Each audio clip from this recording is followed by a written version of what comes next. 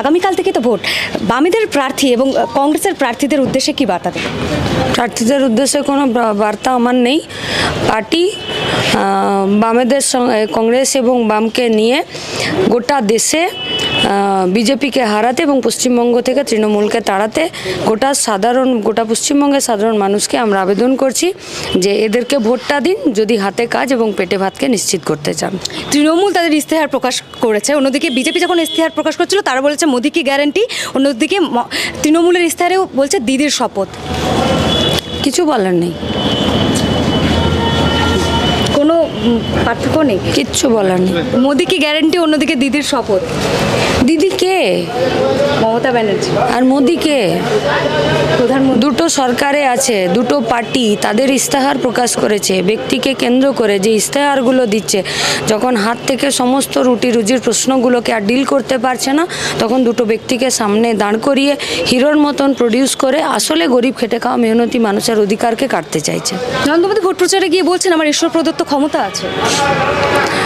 মানে এটা হাসির খোরাক ছাড়া আর কিছু নয়। ইস্তেহার প্রকাশ হয়েছে, আমি বললাম তৃণমূলের, সেখানে তাদের প্রকাশ দিদির যে 10টি শপথ, তার মধ্যে থেকে একটি হলো যে রাজ্যে আমরা দেখছি দুর্নীতির কারণে 100 দিনের কাজ নেই, কিন্তু অথচ বলছে যে যদি ইন্ডিয়া জোট জেতে তাহলে তৃণমূলের কাজ হবে যাতে মজুরি 400 টাকা করে করা হয় এই 100 দিনের কাজে। আগে 84 লক্ষ যে জব কার্ড বাতিল করেছেন তারটা আগে হিসাব দিন, আর যে টাকাগুলো পকেটে ঢুকিয়েছেন তার হিসাব দিন, তারপরে আগামী দিনের কথা ঠিক হবে।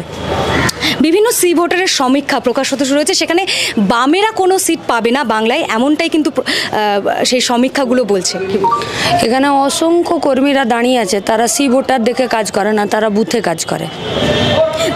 মোহাম্মদ সেলিম আজকে নমিনেশন জমা দিতে গেলেন, সেখানেই দেখা গেল নমিনেশনের জমায়েতেই এত মানুষ, প্রচারে এত মানুষ, কোথাও গিয়ে কি জমায়েতটাই বলে দিচ্ছে যে ভোটের ফলাফল কী হবে? গোটা রাজ্যের মানুষ সিদ্ধান্ত গ্রহণ করে নিয়েছে সমস্ত রকম ছককে পাল্টে দিয়ে।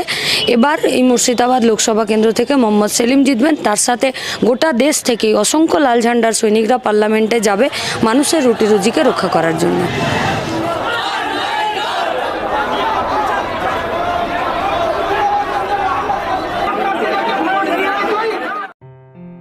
আসন্ন লোকসভা নির্বাচনে রাজ্যের প্রতিটি প্রান্তে বামফ্রন্ট প্রার্থীদের জয়ী করুন। আসন্ন লোকসভা নির্বাচনে রাজ্যের প্রতিটি প্রান্তে বামফ্রন্ট প্রার্থীদের জয়ী করুন।